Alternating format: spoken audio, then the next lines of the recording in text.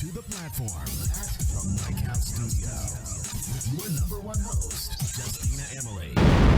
What's going on, you guys? It's Justina Emily from the Platform Podcast, and this is a special edition. And I'm so excited for today because it's going to be a totally different vibe. I wanted to talk to, women in the industry and just going through their different backgrounds and what it's been like in their journey in the industry. So today, I'm really excited to have the one and only Dr. Martina Wade-Hill. Welcome. Thank you. Thank you so much for being here. It's an honor being here. And I had came across you on Instagram, and it was just a normal Sunday morning, and I was like, for some reason, I felt like I had to talk to you. Your energy just, something about you just drew me in. I'm so happy. And I reached out, and before you know it, we were having Sunday morning coffee. Yes, we were. And it was like an hour went by, and I was like, you have to come on the show. Yeah. You have to come on the show. So thank you so much. You made my Sunday, by the way. You did too. I know. You really did. It was good. It was a good day. Good connection. And I actually walked out of the room and I told my mom, I was supposed to talk to this woman. I was supposed to talk to her. So, and I know you have a lot of things to cover. Yeah. And congratulations. Thank you. On booking a Miss Fashionista. Thank you. 2021. Thank you. Red carpet host. Yes, thank you. Tell me how did that come about? How that fall into your lap? It was really cool because it's actually from a contact that I met 2 years ago. A friend of mine was a fashion designer, and 2 years ago she invited me to come out to LA to an event that she was being honored at. And so I get there, and then she says, I can't make it, so you can use my ticket. So anyway, I got in VIP, and they let me walk the red carpet. So it was cool. I had all this access to different, places for the event because, my friend invited me, was a guest. And so I ended up meeting a lot of VIP people and things like that. And I came prepared. Listen, when I tell you I came prepared, I had not only my business cards that said TV host, actress, all the different things like that I do, but I also had my resume. I was one of those, I had my resume folded up in envelopes. I was passing them out. Hi, my name is Martina Wade-Hill, da-da-da-da-da. And so, I know that sounds like really, aggressive, but I didn't care. I was like, this is my one time to meet somebody that could possibly give me an opportunity of a lifetime. And so anyway, 2 years fast forward, just a few days ago, I'm just, another Sunday. Maybe there's something about Sundays. Sundays. I don't know. It was another Sunday, and I get a phone call from the co-producer of Miss Fashionista USA. And he gives me a call, and he says, hey, Martina, we met 2 years ago. You handed me your card and your resume, and I was wondering if you would be interested in being our red carpet host for our pre-show. And of course, the answer was yes. I was very excited. Just like that. And a few days ago, we sealed the deal. And the event actually it's April 9th. It's Friday, April 9th. It's going to be in La Jolla, California, located at the La Jolla Women's Club. And it's going to be from 7 p.m. to 10 p.m. It's going to be a really great regal event, because it's not just a beauty pageant. Right. But also you're going to see musical performances. You're going to really get a chance to get to know these ladies. It's not just a competition, but it's actually a presentation of women. Right. And it's going to be really nice. Nice. Did you get your gown? So my stylist and I are working on it. We have a couple of options, and so we're putting it together. Because I feel like that's the whole excitement of it too. Even though we are you're hosting, you gotta get the outfit. Well, I cannot slack off when I'm literally interviewing celebrities, fashion designers, anyone that comes on that red carpet, I have to be able to represent. So my stylist, she got me. Yeah. She got me. I'm going to look good. I'm going to look good. Good. And then, you know what? I wanted to ask you, do you get nervous, when you're talking to people or on the spot questions, or it just came over time where it got a little easier? I would say it's gotten easier over the years. I've been in broadcasting for 28 years, a long time. And I'm not saying I'll never get nervous. Some situations, it's like if it's new, I'm really excited. But it's something like riding a bike in a way. When you are really interested in what you're doing, you're really excited what you're doing, I'm more excited than anything. As long as I know, pretty much what's expected of me, I'm going to get out there and have a blast. I'm going to have a good time. I'm going to meet a lot of new people. Definitely going to hit my marks. And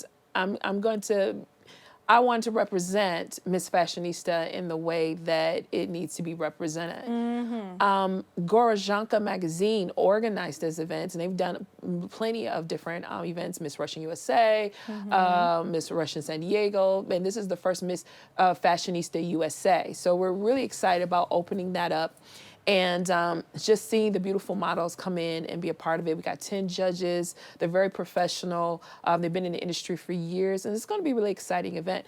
And it's going to be outdoors. So it's going to hit all this CDC regulation guidelines, 6 feet separation, all that kind of stuff. So it's going to be safe. It's great. The tickets are $99. Oh, okay. Yeah. And in with it, you get an appetizer, 2 drinks, and a good show. I mean, you A good can't time. go wrong. It sounds like a good time to me. Yeah, it's a great sounds time. like a real good You can time. go on MissFashionista.USA.com. Check it out. Yep, Buy and the get ticket that information. and Yep. join her. And, Yes, come see me. come see her. Come see me.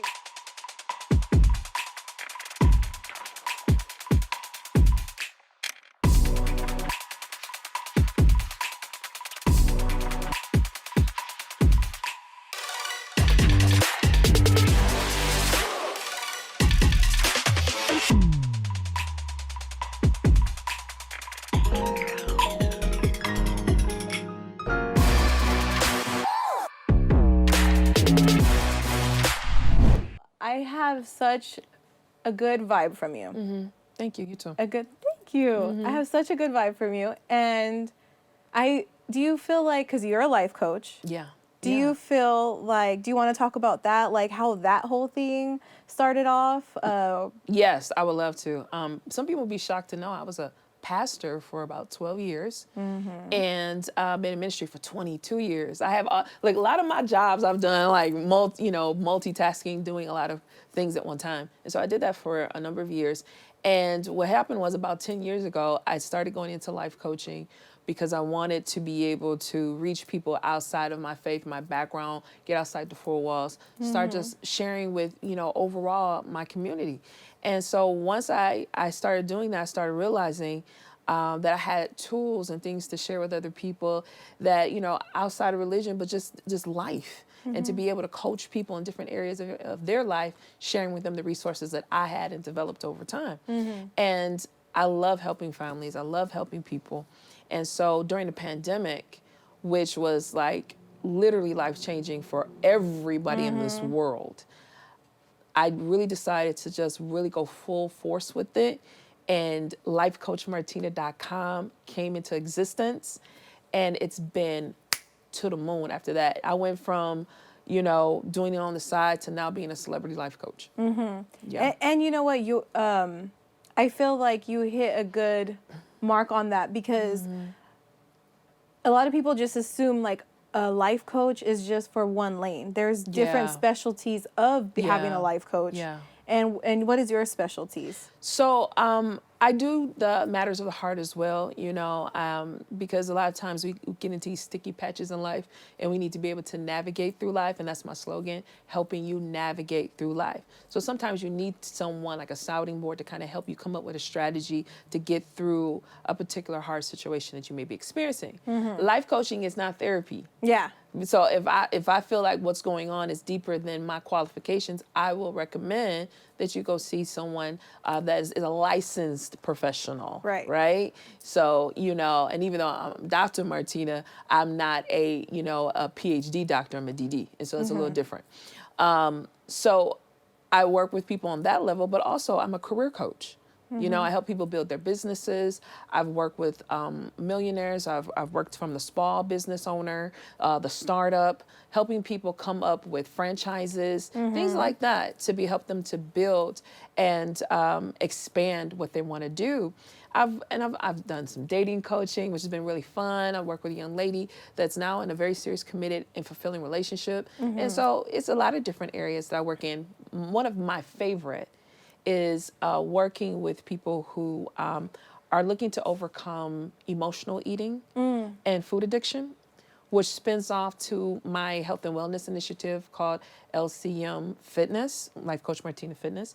And because whether people believe it or not, I was almost 400 pounds. You know we were going to talk about that. I was almost 400 pounds 3 years ago. Yes. 3 years ago, I look totally different. Girl, and let me tell you something. If you see her before and after pictures, you look so young. Like you went back into time. You're like, I was like, oh my gosh, this is the same person. Yeah. But I remember we're talking about Aqua Fit instructor. Yeah. So was that the beginning of your weight loss journey, or what was it that made that, because a lot of the times people make different attempts to try to lose weight. Oh, yeah. So was that like your first attempt, or was it going on for a long time and it was just kind of...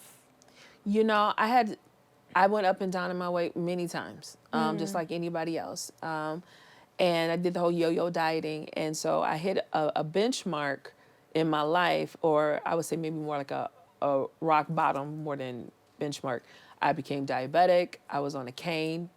I needed assistance doing things, which I was always the person that was doing things for other people. And so for me, I had my staff come in my home and like do dishes for me, or to drive me to my doctor's appointments, or to pick up prescriptions or go grocery shopping, because I wasn't physically able to. I had a back injury and it wasn't recovering the way it's supposed to have recovered. I had so much weight on me. And so there was nothing the doctors could do. So I'm depressed. I had a nurse come into the house every week, and I'm in my 30s, right? And so I was like, what do I do at this point? And so the doctor said to me, Martina, we can't do anything for you. You're going to have to find some water.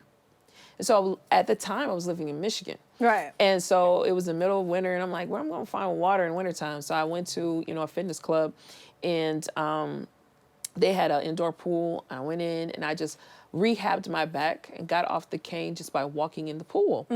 And there I met somebody who said, hey, why don't you join an Aquafit class? And so I'm thinking, like, it's the old ladies class that I'm supposed to be. Because that's what everyone I don't want to be in assumes the right old away. ladies class like that. That was my mind then. But now I think, older women rock. You know what I'm saying? But at that time, I had so much pride that I was just like, I'm straight. I don't want to do that, da-da-da-da-da. But I was invited, and I said, okay, so let me tell you what happened. I'm going to tell you how life can kind of thrust you into your purpose. Is that one day I was trying to get to the pool before the class started and was running late. No matter what I tried to do, I couldn't seem to make it on time. And I kind of crashed into my destiny. And so I got to the pool, and I didn't want to wait a whole hour before I used the pool. So I said, let me just take this class. And it kicked my butt. It was not your grandma's class. It was like very high intense, high impact. It was like I never seen Aquafit like that. And I was sold immediately because I couldn't really work out on land like that. I needed water to work out because of the injury and my weight and stuff like that. So the teacher took a shine to me. She started working with me. Needless to say, she started talking to corporate about me. And they were like, yeah, we want to meet her. Next thing you know, boom, boom, boom, I'm being hired. I had no fitness background except for I used to do a little aerobics when I was in high school. But because I was an educator, like another career, I was an educator for like 18 years, was a professor and everything. And so I was an educator. And they said, well, you could teach this, you could teach anything. Come on in here. And I taught a class, blazed it. They said, we're going to hire you. And I'm sitting there right in front of my employer, and she's doing all the, the I-9s and all that, calling corporate, we trying to get her set up. Right. And I'm thinking here, I'm 400 pounds, and you hiring me to be a fitness instructor? And I couldn't believe I was sitting here, and I was unemployed at the time. Right. Because the college I was working for had closed its Michigan campus. So I needed a job. And I'm sitting here like, this is the job? I'm teaching people to be fit? I need to learn how to be fit, And they're just like, we'll teach you everything. Come on. And so I sat there, and I promise you, and I'm not trying to offend anybody, but this is my truth. When I was sitting there, I looked at my employer, and I said to her, you do know I'm fat, right? Do you? At the interview. Who does that at the interview? Me. So I was like, I looked there, she stopped. It was like the whole room was like, no, she didn't. And I said, you do know I'm fat, right? She says, Martina, we are an equal opportunity employer.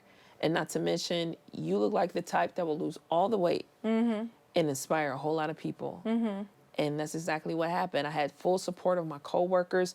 I learned every, avenue of aerobics, from calisthenics to strength training, to water aerobics, which ended up being my specialty, to dance aerobics. I'm senior fitness. I learned so many different types of facets of working out. And I ended up being one of the top instructors in my district for Aquafit. Good for you, girl. Thank you. And Good I went for you. from like 5 people in my pool to hitting like literally over 70 people. When you had told me that, I Yeah. was just like, you know what? It's, for me, I think what it is like, it's one thing when there's a girl who weighs, this is not hating on anybody, No. but if a girl who always weighed like 20 pounds her whole life. Wow. And always in shape, never knew what it was to be chubby, to be overweight or whatever. When there's somebody telling me like, well, why don't you just do this and do this? They're not relatable. Okay. And I think that's why you became such a great coach too, because they're looking at you like, she looks like me. And there's something about that when you see people that are like, they look like me, where it's a deeper connection, where it's like, if Martina's over here telling me, do 2 more laps and I'm exhausted, but Martina's saying, I know you can do 2 more laps, then you best believe my little doggy paddle. Like, I'm a horrible swimmer. So I'm actually really excited. When the pools open up and everything, we definitely got to go. We definitely do. I got to take your class. And I'm going to tell you, Aquafit doesn't have to involve swimming. I met with a lot of people who overcame their fear of water in my class, because you don't have to know how to swim to be able to do aerobics in the water. So it's really fun. And I had more of a military hit vibe to my class, which allowed people, men, women. I had a lot of boxers in my class. Ooh. Yeah, a lot of boxers in my class, and they would learn flexibility and things like that, and speed to help them in their career, and a lot of athletes. And I've worked with even a group from Germany that came, and I worked with them. They were getting ready for the Olympics, so it was fun. It was an amazing experience. But I'm gonna tell you, is going back to your point, there is a person that identifies with a lot of different other people. So it's like for you, I speak to your story, but I've been rejected by people who've been fit their whole life. And they're like, I respect what you're trying to do, but you don't fit my bill. I want someone different. And I've had people say, you're not small enough for me. I see you lost your weight, but you need to keep going. I've said people say that to me and walk away. And when I first started fitness, I had to have tunnel vision. Because for me, it was a miracle for me to walk into, fully just got off the cane, literally 2 months before I was hired. That's 400 incredible. pounds, no fitness experience. And then I teach a class because I know how to teach. Get hired and get taught everything and lose all the weight. I lost my first 100 pounds in 7 months. Just lost it, like between 7 and 9 months. No surgery. Girl. And I worked hard. I had something to prove for myself because I knew this door was open to me. It was a gift. And so I was working out 5 hours a day, 6 days a week, plus taking classes, teaching classes. And people thought, no, you weren't. Yes, I was, and I proved it. I dropped that first 100 pounds already. Now I lost almost 200. And it's a journey. Right. It really is. But people would come to me and say, well, we don't want a fat woman teaching us. And they used to call corporate on me all the time. Be like, we don't like this fat lady teaching us. And they would say that. And corporate would stand behind me. My coworkers would stand behind me. And they would say, you know what? Did she show up to work? They was like, yep. Did she teach? Yep. Did you get her workout? Yep. Okay, then I don't know what you want us to do. If you don't like her class, go somewhere else. But as I started to build my own results, and your results, your work will speak for you. Right. And my results showed that I was practicing what I was teaching. And man, I had my own following, and it was fantastic. It was a great experience. It's a wonderful journey too, because you are a life coach. Yes. You've walked the New York fashion. Yes. I was in New York Fashion Week. Yeah. Yeah. Was that last year? Right. Yeah, that was 2020. Like literally a month before we had to go into quarantine. See, it was weird because once I had dropped a lot of the weight, my career started really picking up, and a lot of my health issues went away, so I'm no longer diabetic, and Congratulations. Thank you so much. Yes, I've been diabetes free for almost 2 years now, and so I just my whole life changed. I started really aggressively pursuing my goals here of getting into entertainment because I have a news background. Yes. Yeah, I have a news background. So I was like, I really desired going more into entertainment. And so I really started coming here to LA a lot and pursuing goals and networking and meeting people here. And so things started picking up. The funny part, in my early 20s, I did a couple years of plus size modeling. But, you know, in Detroit, that time it was a different time. And it didn't quite correlate with who I was. Right. So I did more spokes modeling. And, you know, I walked away, did something else, right? And so it was just a thought. I was talking to a coworker. She was modeling. I said, man, I would love to get back into modeling now. And so she was like, yeah. So we were looking at some stuff going on in Detroit. And she's like, yeah, you know, you should do that. So you have to watch what you speak. Yeah. And I'm glad I spoke something I wanted, right? So I said that, she came into agreement with me. And then next thing you know, through law of attraction, it came straight to me. Literally from that moment, a week later, I'm in a beauty shop and get discovered by a fashion designer that happened to be in New York Fashion Week. And I'm just talking to her, we just talking about hair. And then she says, hey, you want to walk for me? And I was like, where? In New York. I was like, sure. She's like, yeah, it's New York Fashion Week.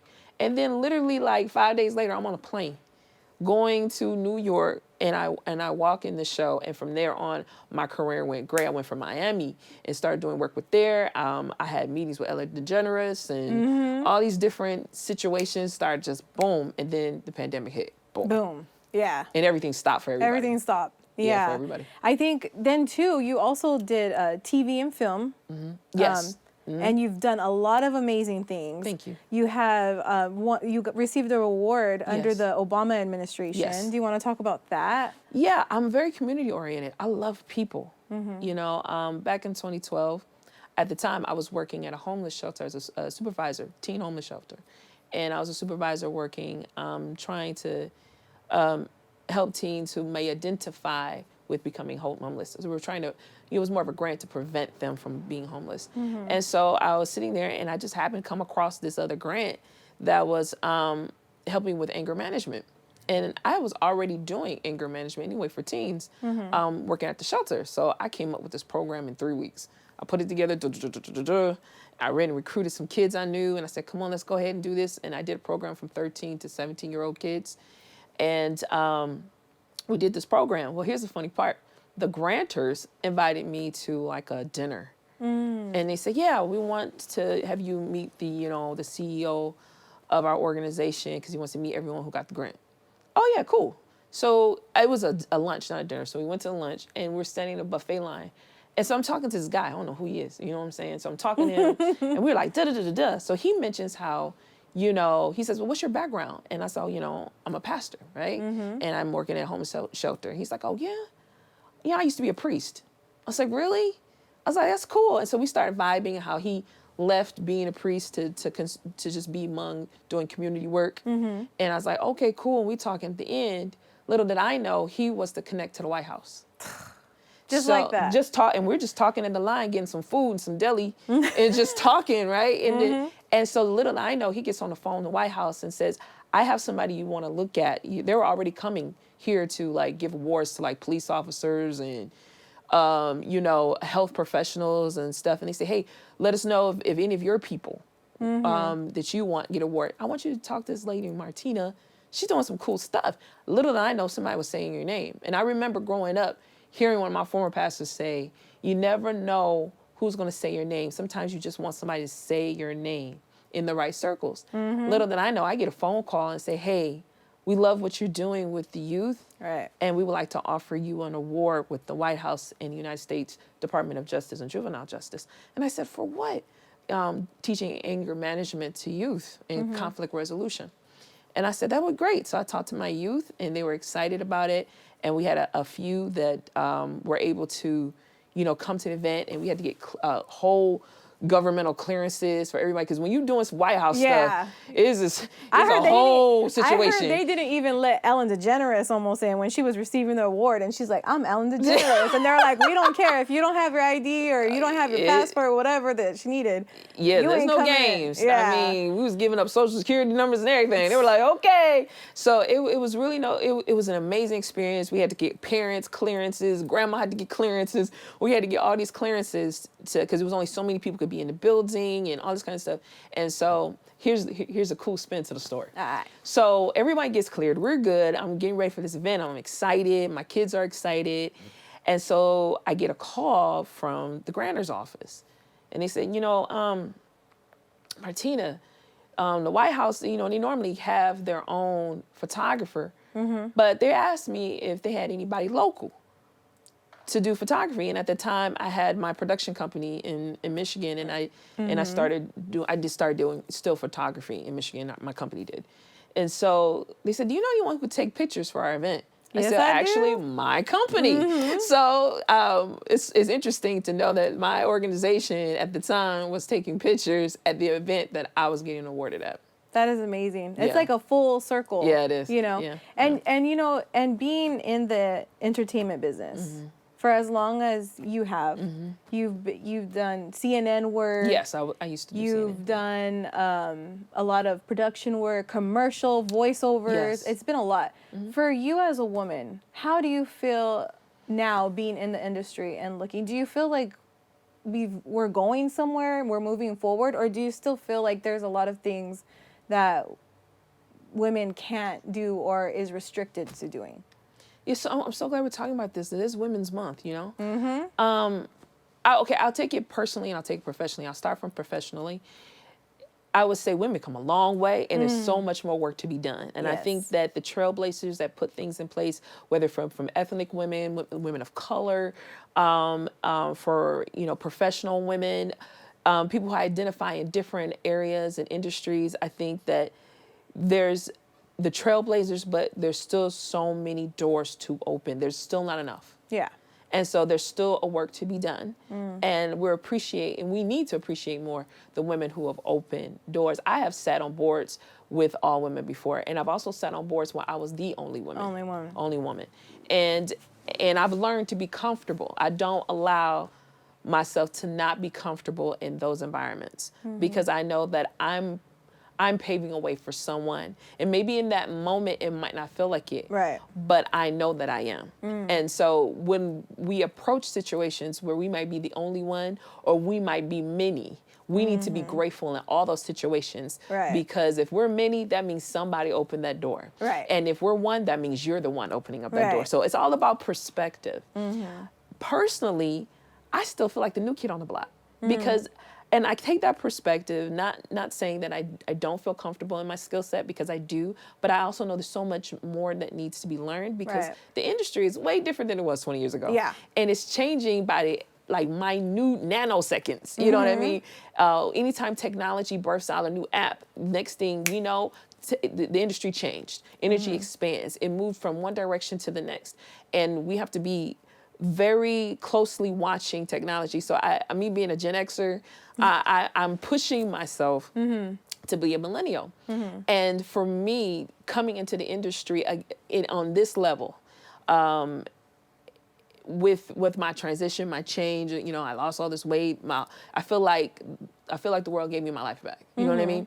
And so when I'm coming into this environment, I say to myself, okay, there's so much more to change. And so I'm a keen proponent for mentoring. Right. So I mentor others, and I also am mentored. And we have to stay that student-teacher balance in your life where you're constantly passing down information, but you're constantly, learning so that you still have information to pass down. And what do you have to say for little girls? Because, for example, when I had started this, I worked in the medical field. I've never done anything like this. I didn't know what A&R was. I didn't know what a producer does. I didn't know what an audio engineer. I'm there's just so much to learn, like you're saying. And for any little girls, little boys, whoever is watching, what is one thing that you wish you knew about being a producer? That is like a job, or what is just something that you wish you knew? So you really gonna do that? You gonna break that Oprah question? That's really what you gonna do? We having an Oprah and Gail moment. One thing about producing that wasn't taught: organization. But I'm an organized person though. So for me, I have anal ways. You know what I mean? So I can be very detailed. So for me, organizations is natural in my life. I try to, and you might not understand some of my organization, but I get it. Right. So for me, I know how to organize in a certain way where I know, okay, this is what I'm doing. I'm the person that plans out breaks. So that's I'm breaking from this time. Okay, so I'm that person. Right. But I would say to be a good producer is to have organization and follow up. So you organize, follow up, and don't stop calling. I believe that I've gotten as far as I have in my career is because I've been consistent at calling people back. Right. You know, I got 4 films right now I'm working on. And I can't speak on them, but here I came. I just got to LA 4 months ago, and I'm already working on 4 projects, you know, and plus the red carpet. And I just feel so blessed. Right. And most people just say you get to LA, you sit, you know, you're in the middle of a pandemic. Who's doing movies? You know, and I'm like, I'm doing movies. Which is dope. And then too, during the pandemic, a lot of people have said, like, you're in a pandemic or all this stuff. Yeah. You start to realize who are the ones that like have it, of more of a drive. Because you can easily say, we're in a pandemic, I'm just gonna stay at home. Or you could be like, you know what, I'm making moves, because a lot of people are not making the moves that they need to. You know, lifecoachmartina.com was really birthed. No, I'm serious, that's a good plug, right?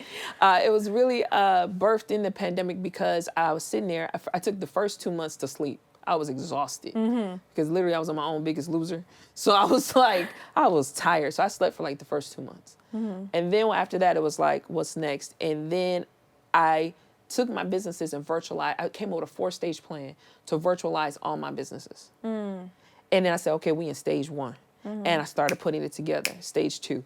I said, okay, we in technology age.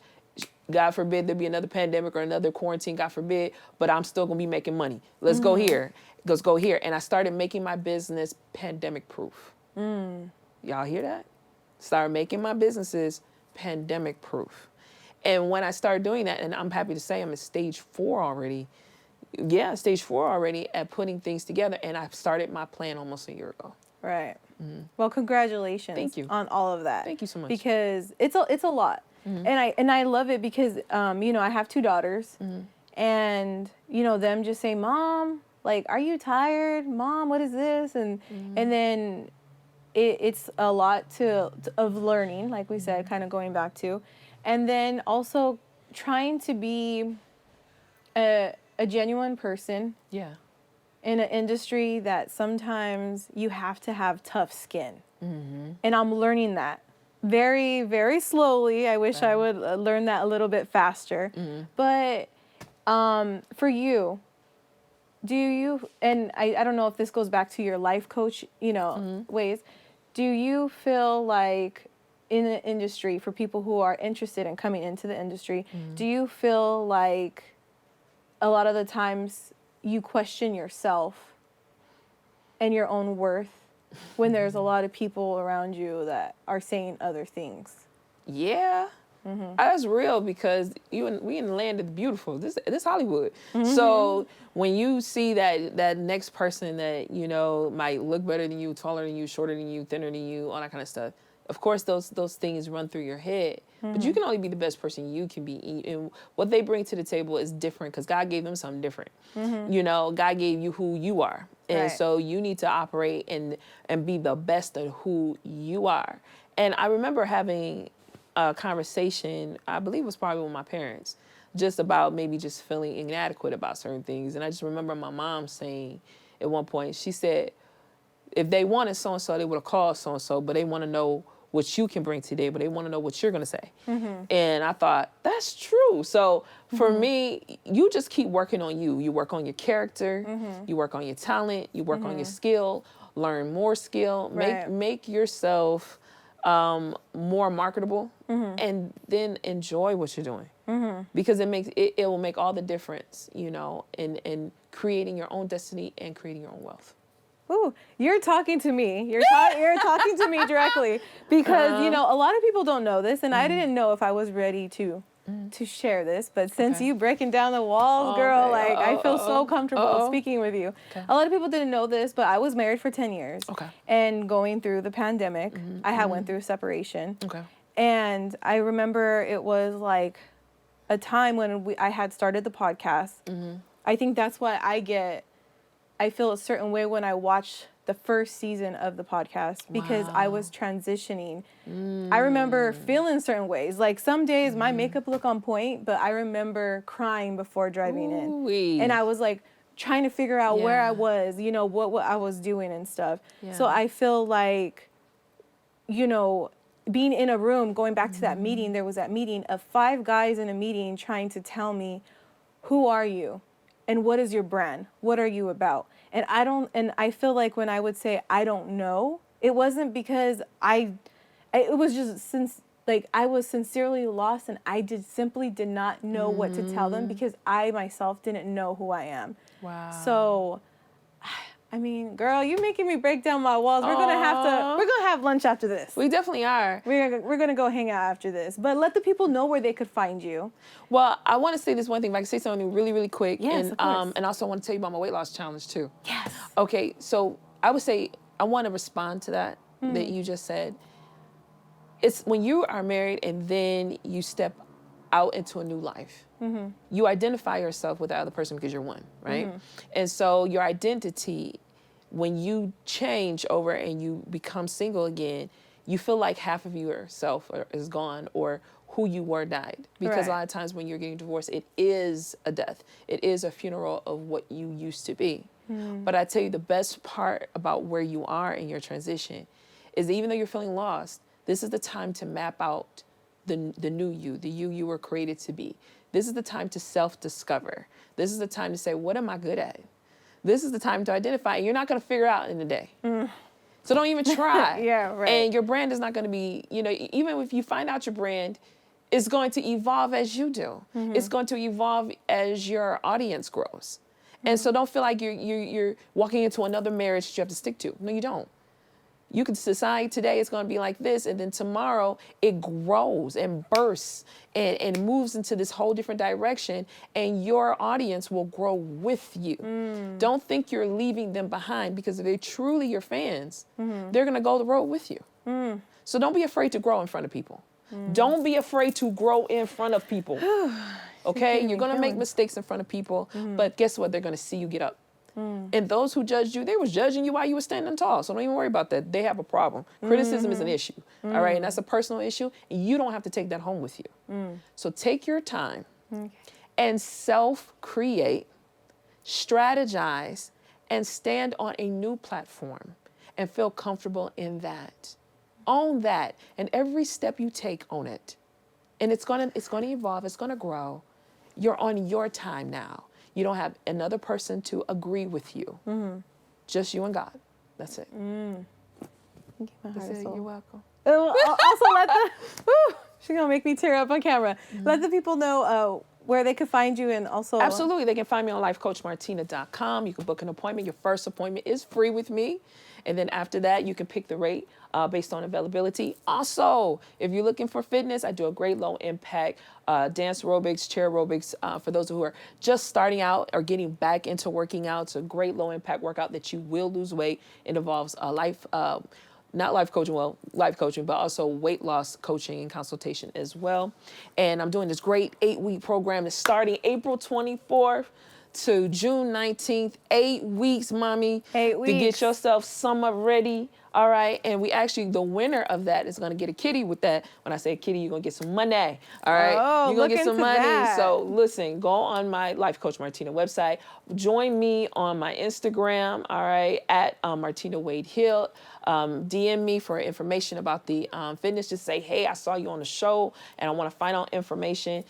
Come on in. We're going to have fitness parties. It's going to be bomb. It's going to be lit. So it's going to be lit. It's going to be awesome. Well, thank you so much for being on our first edition of like a girl talk with women in the industry. Awesome. I love everything that you're about. Thank you. I love the way I feel when I talk to you. Likewise. So you guys definitely want to link up with her. Mm-hmm. She's an amazing person, individual, inside and out. I wish you nothing but the best. Thank you. And to, just get everything in the universe, all the good things that the universe brings you. All the good things. All there the you good go. things. I had to throw that in there. Listen, I'm glad you doubled back and said all the good things. All the good things.